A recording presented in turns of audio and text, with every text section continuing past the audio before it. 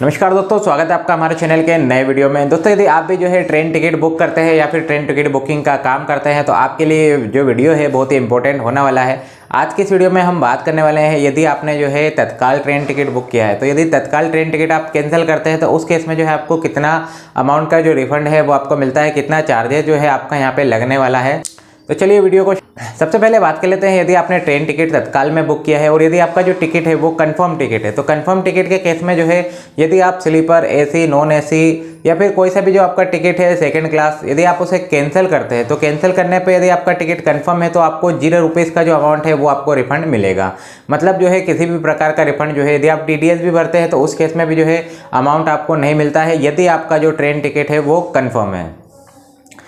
अब दूसरे पॉइंट पे बात कर लेते हैं। दूसरा पॉइंट यह दोस्तों कि यदि आपका जो ट्रेन टिकट है वो आपका वेटिंग में है, यदि आपने तत्काल ट्रेन टिकट आप बुक कर रहे थे बट आपका जो टिकट है वो वेटिंग में चला गया है तो वेटिंग के केसेस में जो है 2 कंडीशन आपकी बन जाती है। सबसे पहला है, यदि आपने स्लीपर क्लास का टिकट या फिर सेकेंड सीटिंग का यदि टिकट बुक किया था तो उस केस में जो है आपको 60 रुपीज़ का चार्जेस जो है पेनल्टी यहाँ पे लगेगी और बाकी का जो अमाउंट है वो आपको रिफंड कर दिया जाता है 3 से 4 वर्किंग डे में आप ही के बैंक खाते में। जिस भी सोर्सेज से आपने पेमेंट किया होता है उस सोर्सेज पे आपको जो है पेमेंट यहाँ पे रिफंड कर, यदि आपने ऑनलाइन टिकट बुक किया होता है। यदि आपने काउंटर से टिकट बुक किया है तो उस केस में यदि आप जो है उसे कैंसिल कराना चाहते हैं तो आप जो है काउंटर से जो है कैंसिल करा के रिफंड आपका प्राप्त कर सकते हैं। दूसरा केस आ जाता है, यदि आपने सेकंड एसी, थर्ड एसी या फिर जो है थर्ड एसी इकोनॉमी या फिर थर्ड एसी में यदि टिकट बुक किया था और आपका वो वेटिंग लिस्ट टिकट था वो यदि आपका कैंसिल होता है तो उस केस में जो है 60 रुपीज़ प्लस GST चार्जेस के साथ जो है आपको चार्ज लिया जाता है और बाकी का जो अमाउंट है 3 से 4 वर्किंग डे में आपके बैंक खाते में रिफंड कर दिया जाता है। दोस्तों, टिकट कैंसिल करने से पहले जो है एक चीज़ का आपको ध्यान रखना है कि यदि आपने जब भी टिकट बुक किया था जो कि आपका वेटिंग लिस्ट यदि टिकट हो गया था